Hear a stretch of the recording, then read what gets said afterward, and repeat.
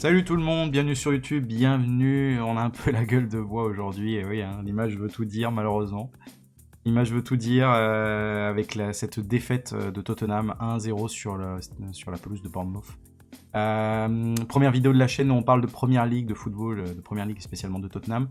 On va quand même faire 3 focus aujourd'hui. Ce sera sur Liverpool en premier, ensuite on parlera de Arsenal, Manchester United, et on finira par le match Bournemouth-Tottenham.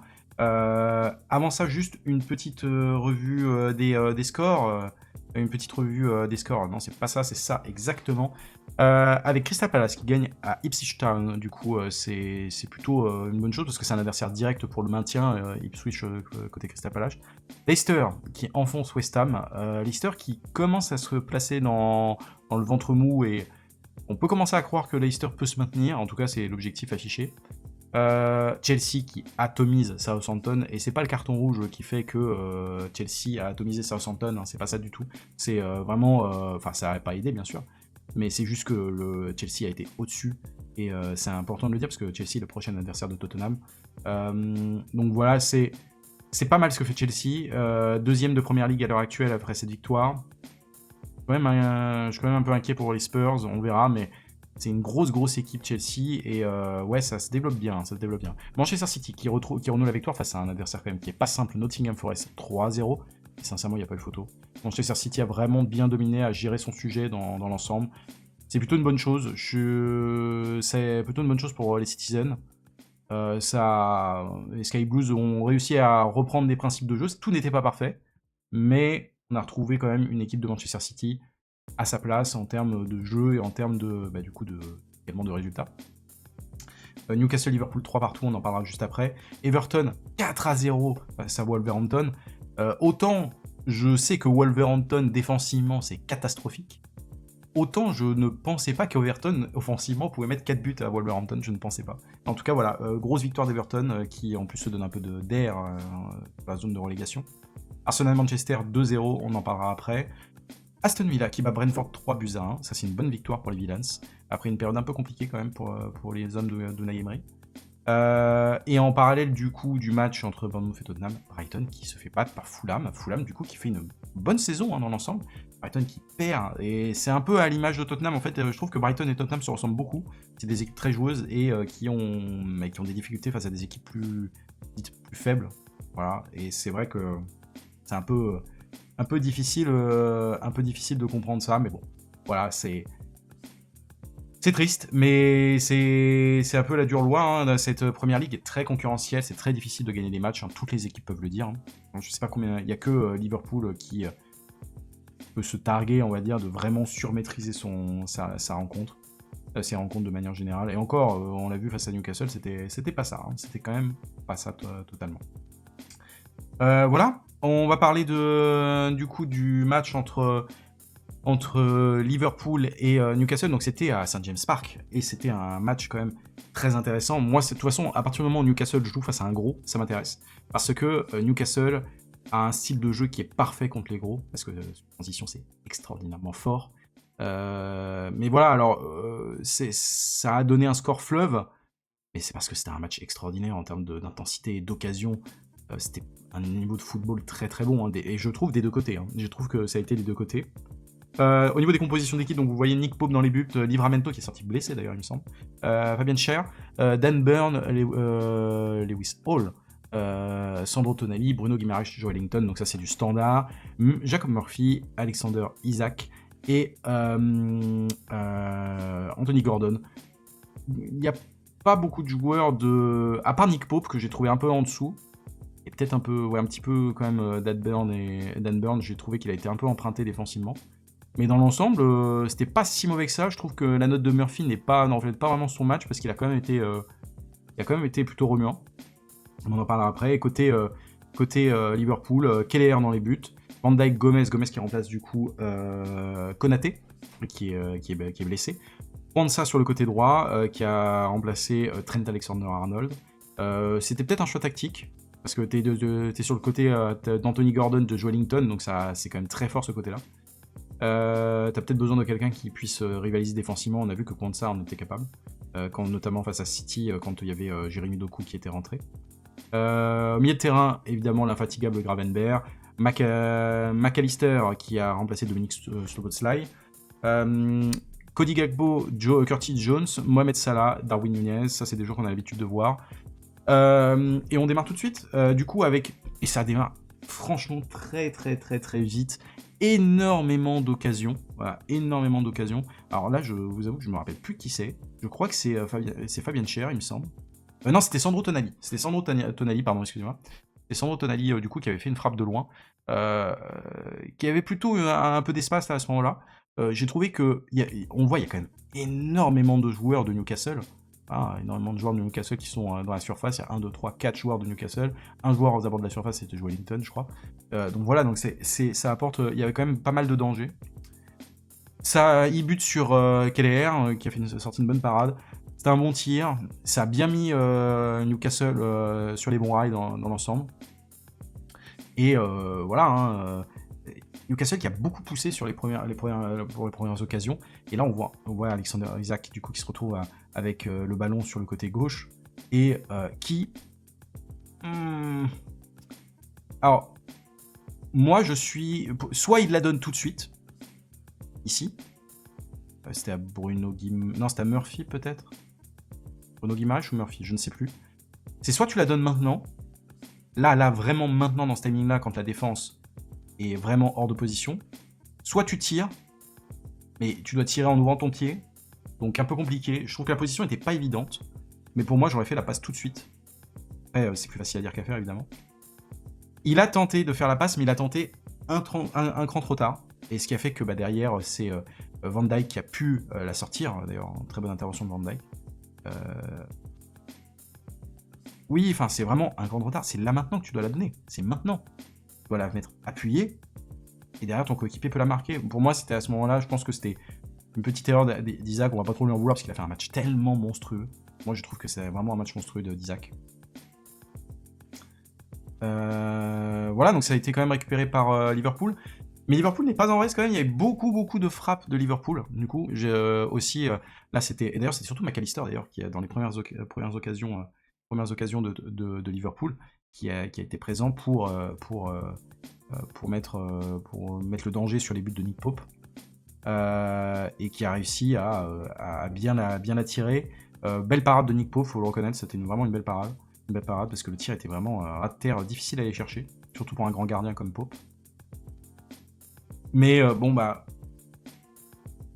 en fait, quand tu joues avec un bloc assez haut comme Liverpool, tu te mets en danger face à des contre-attaques dont Newcastle a quand même le secret dans l'ensemble. Et c'est Murphy là qui tire. Alors pour moi, je trouve que le tir est un bon choix parce qu'il a aucune autre solution. Je pense que Gordon, il aurait dû se mettre là, dans cet espace ici là, au niveau de l'entrée de la surface, pour donner une solution à Murphy. Parce que là, la mettre, elle est quand même pas facile, mais ça touche le poteau. Voilà, ça touche quand même le poteau de Keller. J'étais vraiment surpris quand j'ai vu le tir. Je me suis dit, oula, ça part loin. En fait, non, pas du tout. Ça a quand même touché le poteau et ça sort. Très beau tir de Murphy. C'est pour ça que j'ai trouvé que la note de Murphy était. Pas que pour ce tir-là, je n'ai pas trouvé qu'il a été mauvais pour en parler. Je trouvais ça un peu dommage de lui mettre une note aussi basse. Et ça, c'est ce que je voulais montrer quand même. C'est avant l'action de Murphy. C'est la position de Jonathan, la position d'Isaac du coup, qui se retrouve dans une position de relayeur, il descend, il décroche pour aller chercher la balle. Et regardez l'espace qui a laissé Robertson sur le côté gauche. Alors oui, il y a eu, certes, t'as peut-être eu une offensive avant, même il n'y a pas de compensation derrière de McAllister, et on voit, il y a vraiment un gros trou, et la passe, elle est totalement faisable, et c'est ce qui s'est passé. D'ailleurs, derrière, ça a donné le tir qu'on a vu ici. Voilà. Et bon, je pense que les manutentionnaires de St. James Park vont devoir changer le filet. Ils vont devoir changer le filet des buts de cette cage-là, parce que le missile d'Isaac, mais vraiment... Oh, le missile, mais en plus sans vraiment de prise d'élan, rien. Mais le missile qui part dans la lucarne côté gauche à la gauche de Keller, mais Keller il peut strictement rien faire. Le missile. Ah là, du coup mais c'est mérité. Hein. Il y a eu beaucoup d'occasions de Newcastle. Pour moi, c'est amplement mérité. Ils ont mis une bonne pression. Et Isaac a été tellement fort dans ce match, j'ai trouvé. Donc mon premier but pour Newcastle. Waouh, déjà niveau du spectacle, il y a quelque chose. Hein. Et ce n'est pas fini parce que derrière, il y a un face-à-face qui est loupé par Anthony Gordon. Un bon retour de Joe Gomez. Oui, enfin, il met une bonne pression sur Gordon, mais je trouve que Gordon, il doit, au lieu de s'entêter à tirer de son pied gauche, il doit se décaler sur son pied droit et essayer de prendre de vitesse Keller pour la mettre dans le but. Je pense que c'est ce qu'il doit faire. Et là, du coup, on arrive à la deuxième période. On est en deuxième période, du coup, et Newcastle qui gagnait 1-0 en première période. Pour moi, ça aurait pu faire 2-0, voire 3-0. S'il y avait eu 2-0, 3-0, 3-1 ou 2-1, ça m'aurait pas choqué. 1-0, c'est un peu plus choquant parce que ça reflétait pas trop le nombre d'occasions qu'il y avait eu, le nombre d'occasions franches qu'il y avait eu. Mais là, c'est surtout pour vous dire quand même que du coup, on rentre au vestiaire assez vite, occasion pour Liverpool, et c'est parti du côté droit de Salah. Salah, qui se retrouve dans cette position-là, qui fixe déjà... En fait, le plan de jeu, à mon avis, côté Newcastle, c'était quand il y a Salah, on vient à 2, on vient bloquer à 2. C'est pour ça que Joelinton, il arrive ici, pour aider Hall, qui en plus, il n'a pas de chance, il est du côté de Salah, donc c'était compliqué pour lui. Voilà, et derrière, voilà, ils sont bloqués à 2, ce qui laisse malheureusement Sandro Tonali qui défend assez mal ici, et qui n'empêche pas Curtis Jones d'arriver, de prendre cet espace-là qui est complètement vide à l'entrée de la surface. Plus qu'à passer pour Salah, une bonne passe, très bon tir de Jones. Alors peut-être que Pope est pas exempt de tout reproche parce qu'il est quand même sur la trajectoire. Je n'ai pas trop vu ce qui s'est passé, mais le tir est quand même assez puissant. Très beau but de Jones, voilà, un partout. Bon, sur la construction de l'action, c'est mérité. Au nombre d'occasions, on va dire que Newcastle aurait dû être tueur avant. Et voilà, c'est quand même mérité. Et surtout, ça continue encore de pousser côté Liverpool. Liverpool reste dans ses principes clairs et ne lâche jamais. Et c'est une équipe extrêmement agréable à voir jouer. Encore côté Salah, très bon centre, un centre magnifique qui est lancé pour arriver au deuxième poteau. Remise de la tête, c'était... Je ne sais plus qui c'était. Ouais, c'était Cody Gakpo, pardon. Remise de la tête de Cody Gakpo. Pour... Et d'ailleurs, Nick Pope qui part complètement à la pêche. Alors ça, j'ai pas compris. Remise de la tête pour Nick Pope. Remise de la tête pour Cody Gakpo. Je pense qu'il peut pas vraiment la donner ici. Je pense pas qu'il peut la donner là. Non, je pense pas. Et du coup, c'était... Non, je pense pas qu'il pouvait la donner là. Je ne pense pas. Non, je pense pas. Je pense pas qu'il pouvait la donner là. C'était Kwanzaa qui était monté. Du coup, derrière, voilà, Darwin Núñez qui se loupe, mais a vraiment un cheveu de la remettre, qui a pas réussi, mais là, c'est une grosse erreur défensive, une grosse erreur de placement de Nick Pope. Nick Pope, je trouve vraiment, n'a pas été bon dans ce match. Mais quand on joue face à Newcastle, on n'est jamais à l'abri. On n'est jamais à l'abri parce que là, vous avez beau avoir 1, 2, 3, 4, 5, 6 joueurs de Liverpool, 3 joueurs devant seulement pour Newcastle. Une très bonne passe de Bruno Guimaraes. Voilà, très bonne passe pour Isaac. Alors au début, moi je pensais... Alors il y avait un plan avant que j'ai pas mis, parce que le plan d'avant, il portait à confusion, parce que là, c'était Joe Gomez. Joe Gomez, il était ici sur le plan d'avant, genre même pas une demi-seconde avant, il était ici. Il s'est replacé très vite. Et du coup, au début, j'allais dire, en fait, non, il aurait peut-être dû... Si j'avais été à la place de Guimaraes, j'aurais plutôt fait une passe dans cet intervalle-là pour Isaac. Ici, là, bien là. Et je pense que quand même... la vitesse qui s'est replacée, finalement, c'était pas un si mauvais choix. Au moins, il perd pas la balle. Donc, c'est une bonne occasion pour de garder la balle pour Isaac, qui décale parfaitement, fixe parfaitement Gomez et Kwanzaa. Non, c'était pas Kwanzaa. C'était Curtis Jones, peut-être? Non, j'ai pas vu. Bref. Qui fixe parfaitement les deux défenseurs de Liverpool. Et derrière, Gordon, qui a... c'est une offrande. Pour moi, c'est une offrande. Tu ne peux pas la louper. Il ne la loupe pas. Mais Keller qui la touche. Peut-être pas la main assez ferme. Keller n'a pas été bon. C'était pas un match pour les gardiens aussi. Et voilà, magnifique. Déjà, un but et une passe décisive pour Isaac. Un but pour Gordon. Donc globalement, le match G2 était très bon jusque-là.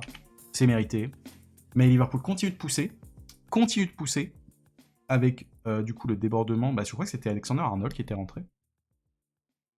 À ce moment-là. Ou peut-être Curtis Jones qui était là, je sais pas. Mais du coup, on voit tout de suite du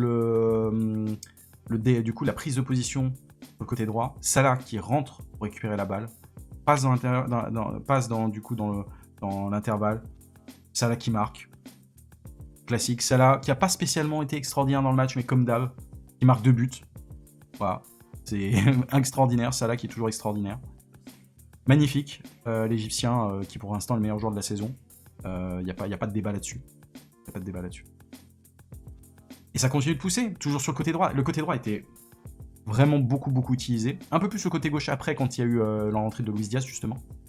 Et là, on voit le nombre de joueurs de Liverpool de la surface. On va en parler après, quand on va voir le match de Tottenham, ça va être criant, mais c'est le nombre de joueurs dans la surface. Il y a 6 joueurs dans la surface. Dans la surface adverse, 6 joueurs. Ah oui, tu t'exposes au contre, c'est vrai. Mais 6 joueurs, t'as des chances d'avoir quelqu'un qui prend le ballon. C'est Salah qui arrive à récupérer, à se retourner, à tirer et à marquer. Extraordinaire. Voilà. Liverpool qui passe devant à 3-2. Là, je commence à me dire, Newcastle a pris un coup derrière la tête.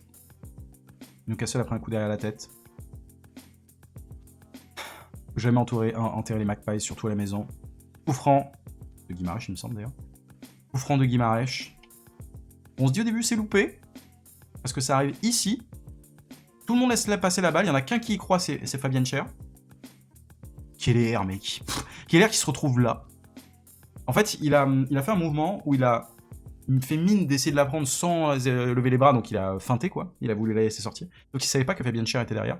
Donc pour moi, soit c'est une erreur de communication, soit...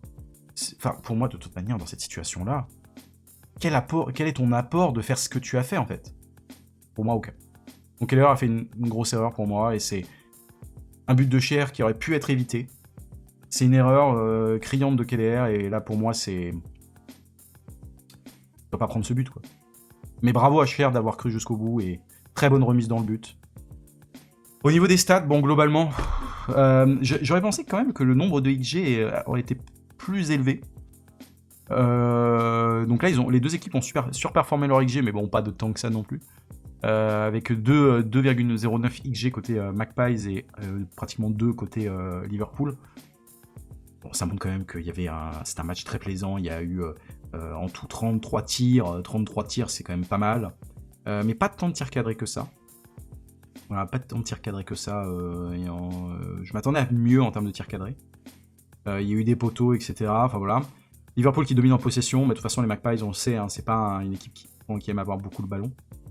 Mais dans l'ensemble, voilà, c'est plutôt c'était un match extrêmement agréable à voir. Extrêmement agréable à voir. Voilà. On part maintenant sur Arsenal-Manchester United, parce que c'était un match intéressant. Ruben Amorim, du coup, qui est arrivé très récemment sur le banc de United, et moi, je suis un grand fan de son travail, de ce qu'il a fait, au Sporting Portugal. Donc voilà, c'est toujours intéressant. On voit les compositions d'équipe du coup de Arsenal avec Raya dans les buts, Timber, Saliba, Kivior, du coup Gabriel qui est blessé, Zinchenko sur le côté gauche, Odegaard, Partey, Rice au milieu de terrain. Le retour d'Odegaard évidemment énormément changé le visage d'Arsenal. C'est simple, c'est un peu comme avec ou sans Rodri côté City. Saka, Havertz, Martinelli sur le front de l'attaque. Voilà, globalement assez standard. Côté United, pardon. Le fameux système, on a l'habitude de voir avec Amorim. Il n'y a peut-être pas les joueurs adaptés pour ça, tu me diras. Mais avec Onana dans les buts, qui n'a pas fait un mauvais match, Onana dans l'ensemble. La ligne de 3 avec Mazraoui, Delirte, Maguire, Dalot, Malacia. Sur les côtés, Fernandez, Ugarte au milieu de terrain, Mount, Garnacho, Højlund sur le front de l'attaque. Mais on voit quand même que c'est pas le même standing sur le front de l'attaque quand même. Voilà, c'est quand même pas la même chose. Alors je vais vous le dire tout de suite, c'est pas le... D'ailleurs...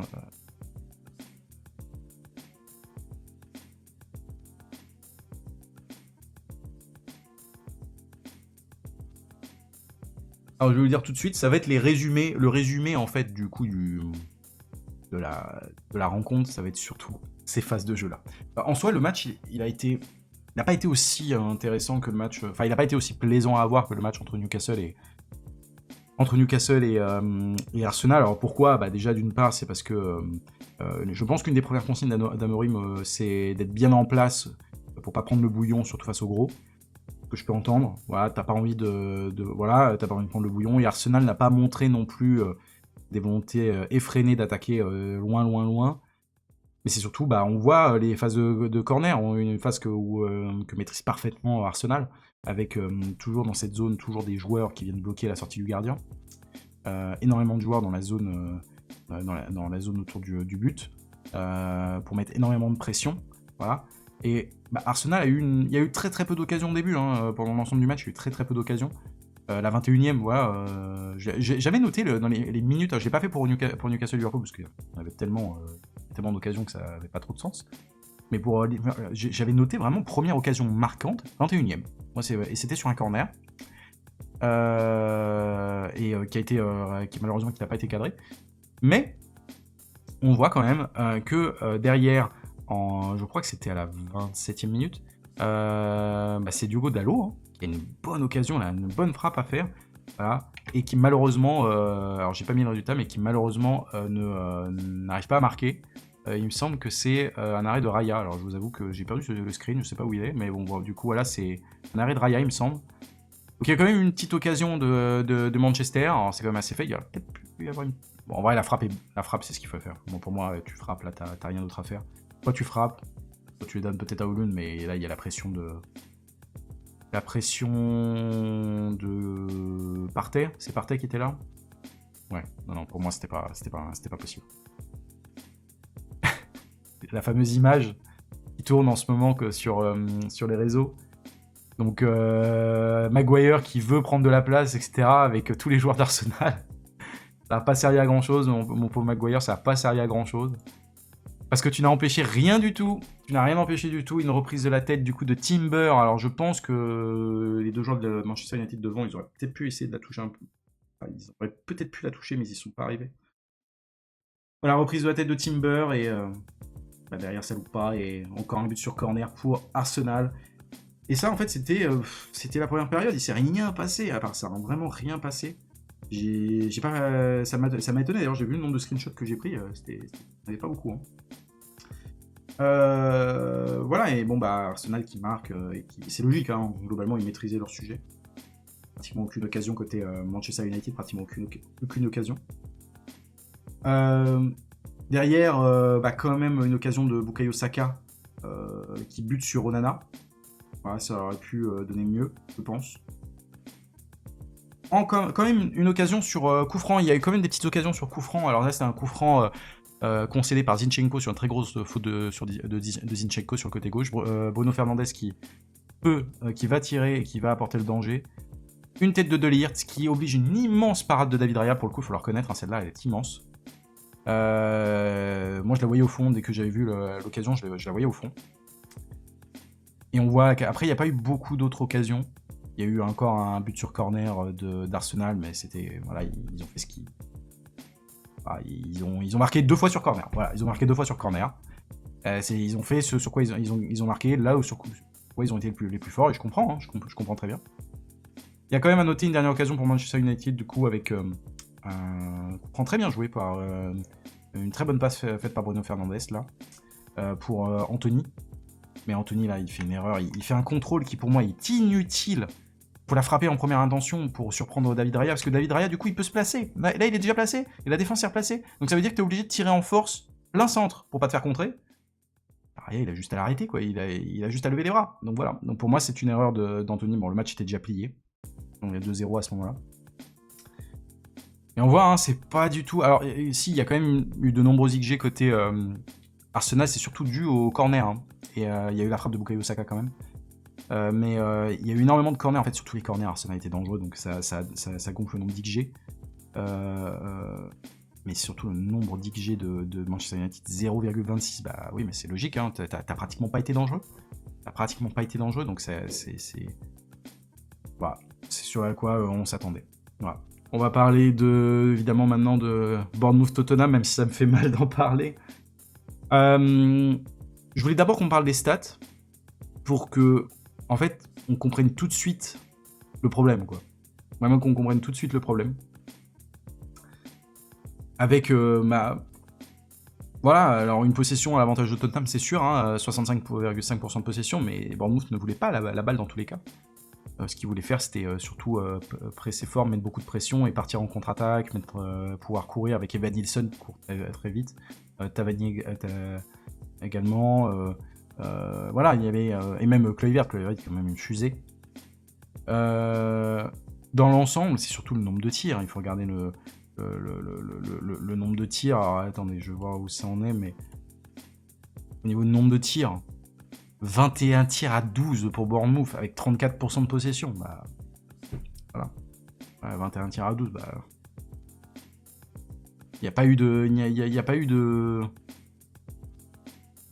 Il n'y a pas eu de photo en fait pour moi. Il n'y a pas eu de photo, ça a été. Enfin. Au niveau des XG, 3,71 pour Bournemouth. Ils ont sous-performé à mort leurs XG et c'est 0,87 pour Tottenham. Il n'y a pas photo. Il y a eu tellement d'occasions pour Bournemouth. Tellement d'occasions pour Bournemouth. C'est logique. C'est totalement logique.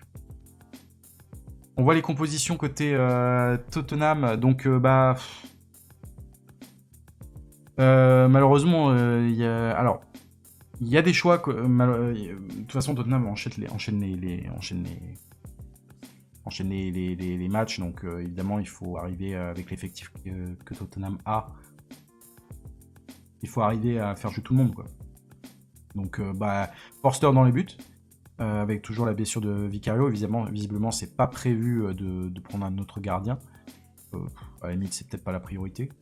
Gray, qui a été titularisé en lieu et place de Pedro Porro, on en parlera après parce que c'est intéressant. Dragusin, Davis, voilà.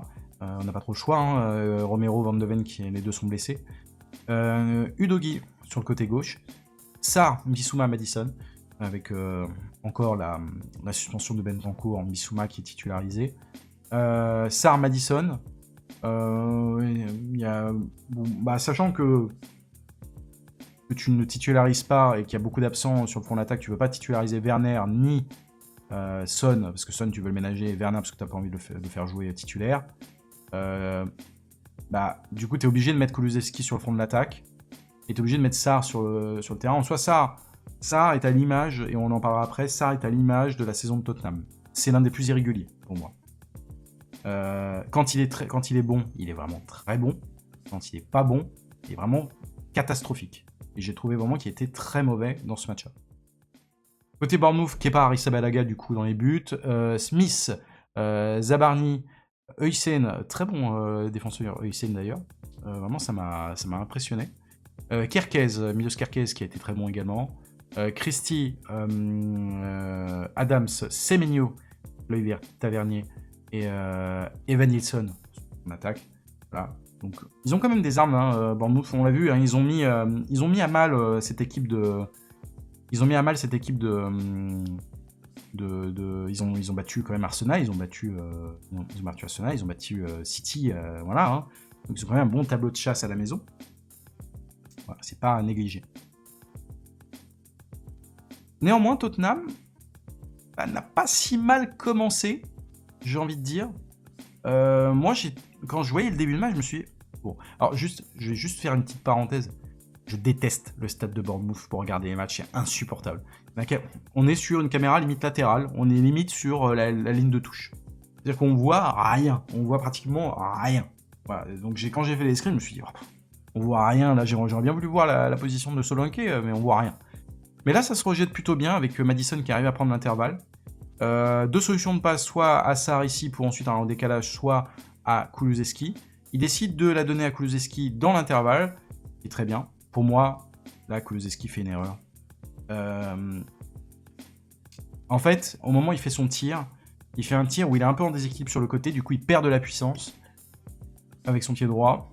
Pour moi, il doit tout de suite la remettre sur son pied gauche en une touche et frapper en une touche. Parce qu'il aurait mis dans le vent, vu la position de Hysén à ce moment-là.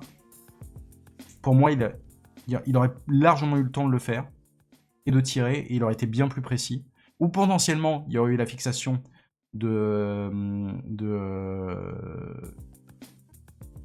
oui, c'était... Excuse-moi, les noms des défenseurs de... Oui, c'est Zabarni, pardon, excuse-moi. Zabarni, du coup, il y aurait eu probablement la fixation aussi de Zabarni, potentiellement une passe pour Solanke à faire. Pour moi, ça a vendangé. Pour moi, il a vendangé cette occasion, c'est dommage. Mais ça fait quand même une occasion. Bien capté par Kepa.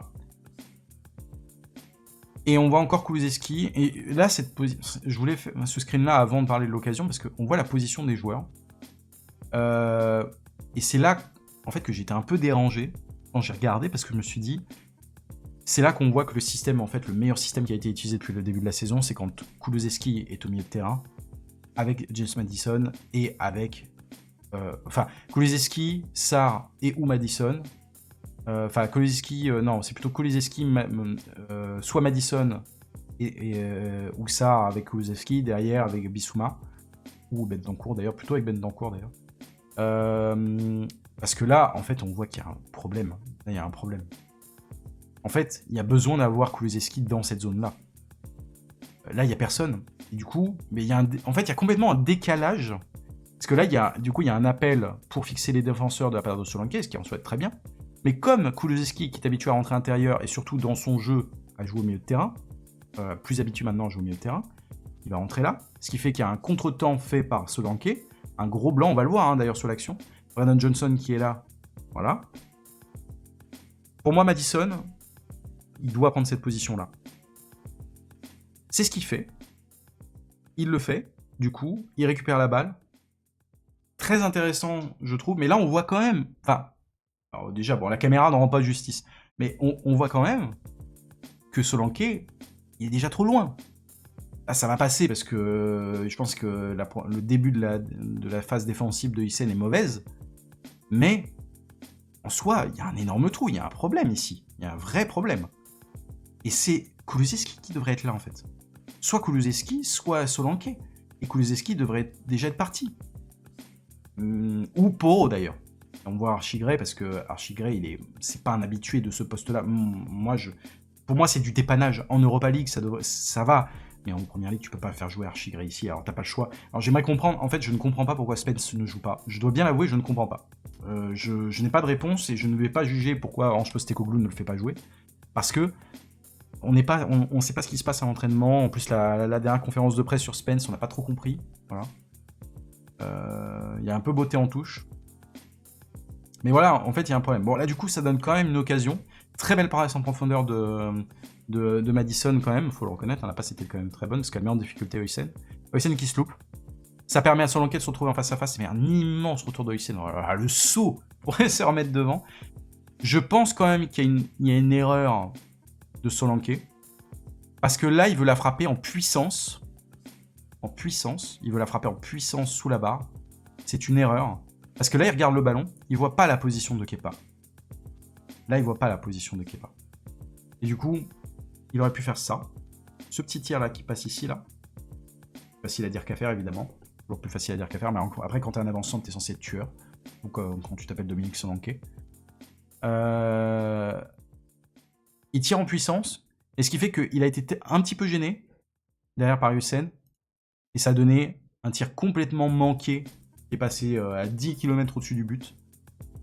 Pour moi, c'est Solanke qui doit s'en vouloir. Là, il y a deux immenses occasions qui ont été vendangées par Tottenham à ce moment-là.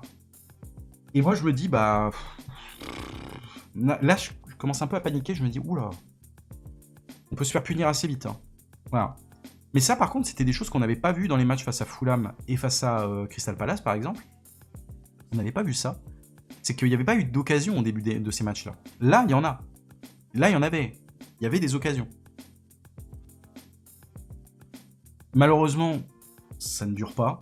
Parce que Bournemouth, évidemment, reste pas trop mal, plutôt bon à jouer. Une bonne équipe offensivement, d'ailleurs. C'est pas une mauvaise équipe offensivement. On l'a vu d'ailleurs au nombre de XG. Hein. Pratiquement 4 XG, c'est pas rien. Et ça donne un centre sur le côté droit, du coup, qui arrive dans cette zone. Alors, c'est pas la faute du doggy. Renvoyer une première fois par Rado Dragouchine, ok. Ça retombe sur le doggy. Dragouchine se loupe. Ça laisse Tavernier, du coup, en position pour frappe. Ils font un bel arrêt de Forster pour la sortir. On souffle, hein. On souffle. Mais c'est compliqué. Corner derrière pour Bournemouth. Et là, on s'arrête une seconde. Regardez la position. On est en fait, on est en... Je veux dire... En individuel, c'est de l'individuel, là. Hein, parce que, du coup, Doggy, il est censé défendre celui-là, plutôt. Il est censé défendre Milos Kerkez. Bissouma, bah, il est plutôt ici. Là, Rado Dragouchine est censé défendre sur Hussein. Alors, je suis désolé, j'arrive pas à retenir le nom de l'autre défenseur. Zabarni, pardon. Zabarni, du coup, c'est Ben Davis qui défend sur lui. Regardez bien le chemin que va faire Hussein. Il se retrouve ici. Le corner, il est tiré là. Regardez la position de Dragouchine qui est là. En fait, Dragouchine, il a fait ça. Hussein, il a fait ça. C'est-à-dire que Dragouchine, il a lâché son joueur. Donc moi, j'ai vu beaucoup de gens se plaindre, notamment sur les réseaux, de se plaindre du doggy. Mais pour moi, c'est pas du doggy qui est en faute là. Alors oui, d'accord, il loupe sa tête. Mais c'est pas du doggy qui est en faute là. C'est Dragouchine. Il a lâché complètement son joueur. Il a complètement lâché son joueur. Voilà, c'est une faute là. C'est une vraie faute de défense hein, là. En fait, pour moi, on peut critiquer... moi, je veux bien ce qu'on veut. Je veux bien qu'on critique le staff. On se prend toujours des buts sur corner, etc. Alors oui, ok, d'accord. Moi, j'ai pas de problème avec ça. Mais ça, qu'est-ce que vous voulez que le staff fasse? La consigne, c'est une individuelle. Tous les joueurs sont bien dessus. On regarde d'ailleurs, hein, tout le monde a plus ou moins son joueur. Hein, d'accord. Le seul qui ne l'a pas, c'est Dragouchine. C'est une erreur de marquage. C'est une erreur de marquage. À partir du moment où c'est une erreur de marquage, c'est une erreur individuelle. C'est pas une erreur du staff. Donc pour moi, là, fautif Dragouchine. Gros fautif Dragouchine. Sur l'action précédente également, il n'arrive pas à renvoyer la balle. But de Bournemouth, encore un but sur corner pour Tottenham. C'est fatigant, mais là, c'est même pas du tactique, c'est une erreur de marquage. Jeune Hussein qui marque, donc très bien. Moi, j'étais vraiment énervé parce que je l'avais vu, l'erreur de marquage de Dragouchine et ça m'a gonflé à ce moment-là. On essaie quand même derrière de repartir en attaque avec Bissouma qui se retrouve... Et c'est là que aussi il y a un truc, c'est que j'ai bien remarqué. Bissouma qui se retrouve ici. Alors on l'a déjà vu sur les côtés.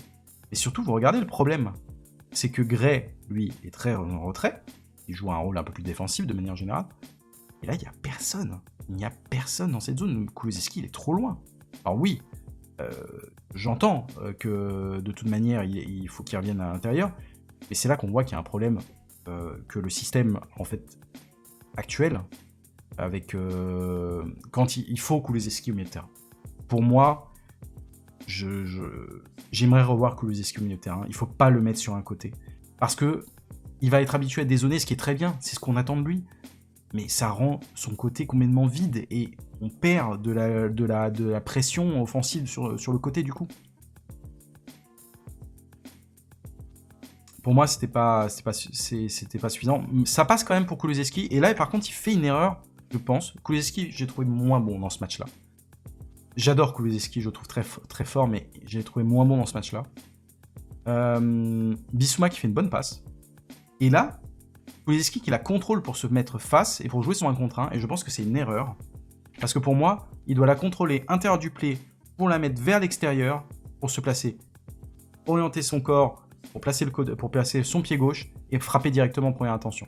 C'est une erreur, parce que là, du coup, tu laisses ta défenseur placer, ça donne un mauvais tir. Pour moi, c'est un mauvais tir qui part à côté. Voilà, et en plus, je suis plutôt d'accord avec Maddison. Là, quand t'es bloqué, je dois essayer de la donner à Maddison qui peut frapper.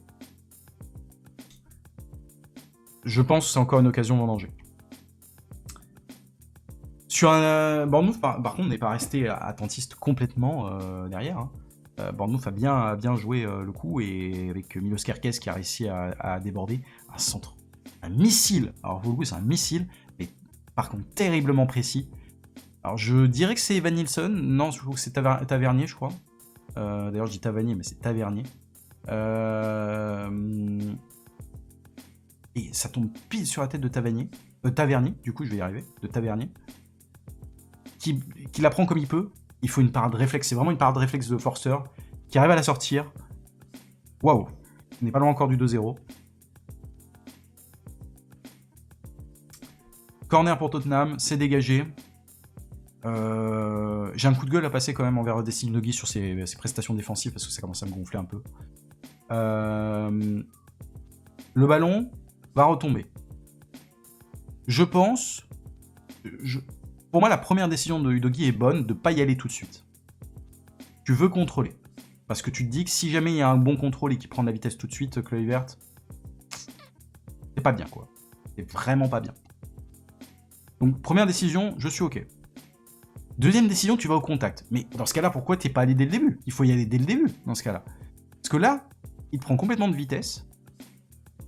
Tu risques de faire faute, en plus. Et il te passe. Complètement devant. Donc c'est soit tu contrôles jusqu'au bout, tu contrôles son potentiel débordement, et c'est ce qu'il, pour moi, il aurait dû faire. Mais tu dois le faire jusqu'au bout. Donc là, il y a une erreur, de manque de lucidité pour Destiny Udogie. Pour moi, c'est une grosse erreur défensive.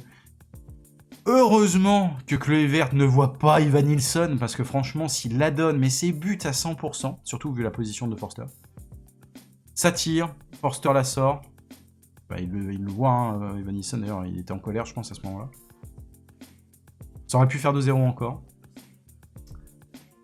Mais j'aimerais juste montrer cette zone-là encore. On voit la situation encore. On voit par rapport à Liverpool, hein, ou même toutes les autres équipes. Ça manque de présence dans la surface. Il n'y a que un joueur et demi, parce que Maddison, pour moi, il n'est même pas dedans encore.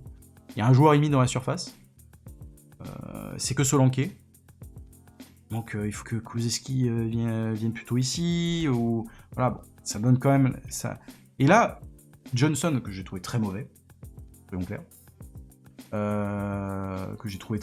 parce que c'est pas un ailier de percussion, et ça donc pour moi, sur les phases arrêtées, c'est Brennan Johnson n'apporte pas grand-chose. Ce qui manque à Brennan Johnson, c'est pas un ailier de percussion, c'est des dédoublements où il passe, il dédouble, il va à l'intérieur, il va la chercher, parce que souvent, ce qu'il fait, c'est il prend de la vitesse, il donne la balle, il s'arrête. Non. Prends la vitesse, donne la balle, continue pour donner une solution. Et pour moi, il le fait pas. C'est un peu dommage. En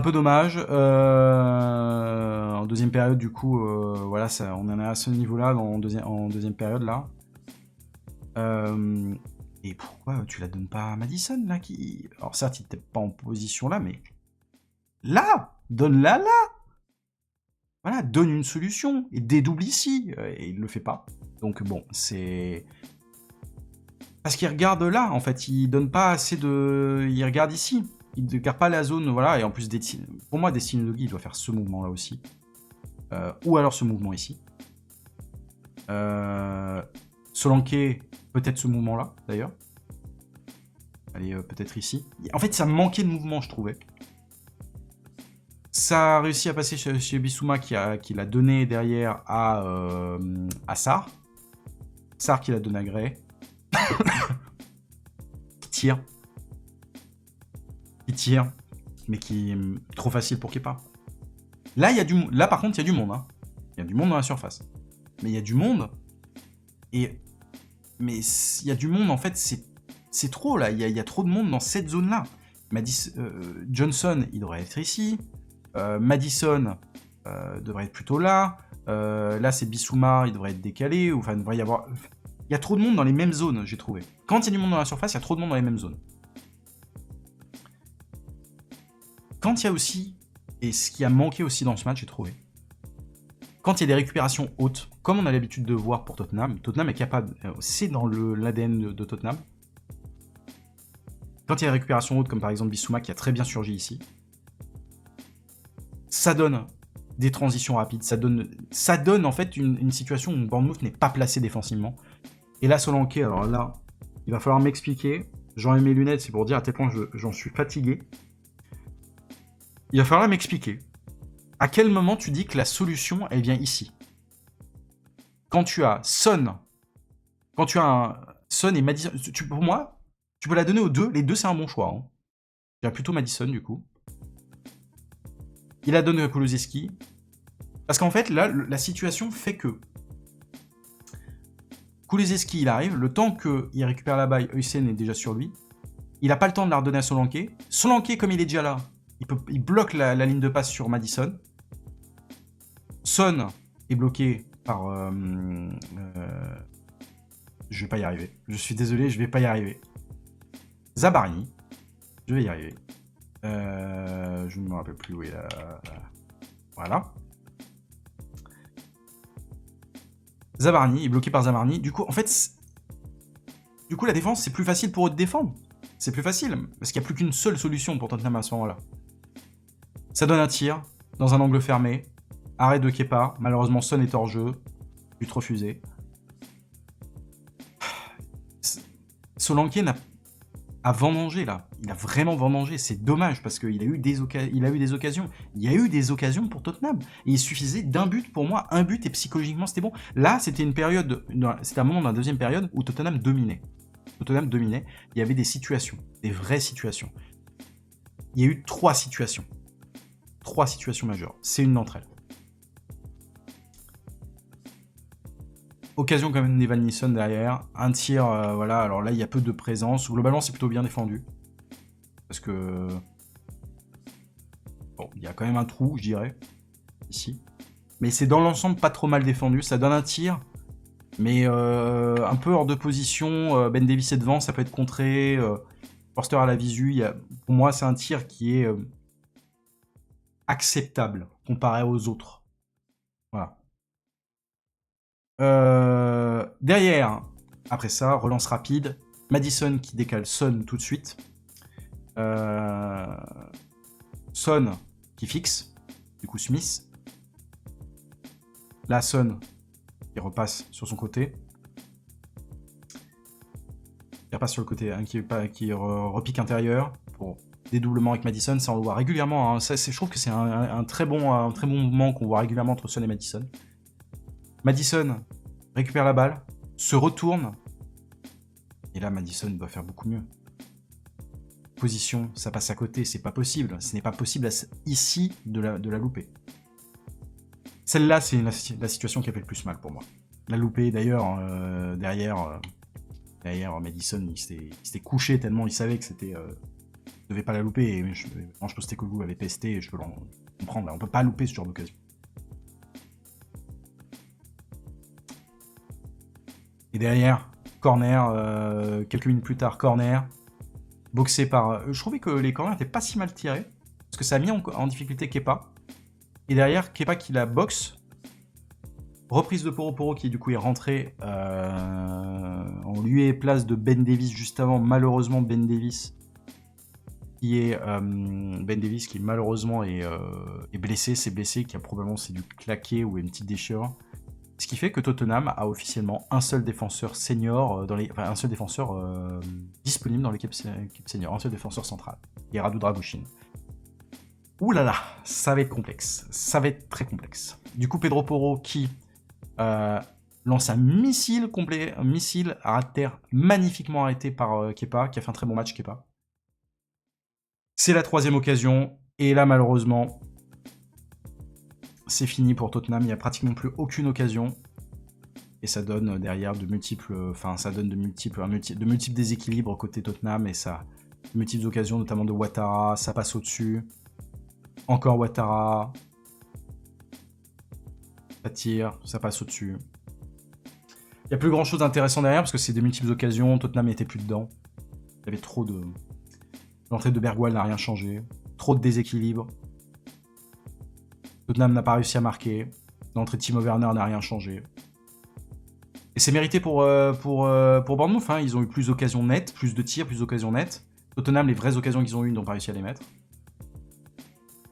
Iraola peut être très satisfait de son équipe. Ouais, hein. Ouais, hein. C'est logique, hein. C'est logique. Et moi, je suis inquiet. Je suis très inquiet pour Tottenham parce que les blessures n'expliquent pas tout. Les blessures n'expliquent pas tout. En fait, je suis inquiet parce que je ne considère pas le manager comme responsable de cette situation non plus. Je ne comprends pas d'où ça vient. Je ne sais pas si c'est psychologique, si c'est mental, si c'est physique, si c'est... Voilà, hein, je ne sais pas. Comment on peut être très bon face aux forts et très faible face aux faibles? Enfin, faible. Bournemouth n'est pas faible, hein, mais comment c'est possible? Je ne comprends pas. Donc voilà, malheureusement, Tottenham qui n'a pas réussi à gagner, qui passe 10e de Première Ligue, 10e surtout, derrière Bournemouth d'ailleurs, qui passe devant. Avec une période très compliquée, beaucoup d'absents. Ça risque d'être complexe, hein. Mais moi, en tant que supporter, et si je devais faire une analyse simple, faut regarder aussi, j'avais vu aussi là dernièrement sur les 50 premiers matchs des managers comme Jürgen Klopp quand ils ont commencé en Première Ligue, Jürgen Klopp et Mikel Arteta quand ils ont commencé en Première Ligue avec Arsenal et Liverpool, ils ont eu 26 victoires sur 50 matchs. Sur 50 premiers matchs de Première Ligue, 26 victoires. Ange Postecoglou, on est à 26. C'est un process. Moi, je pars du principe que c'est un process. Faut être patient. C'est très frustrant. Je suis le premier frustré, mais il faut être patient.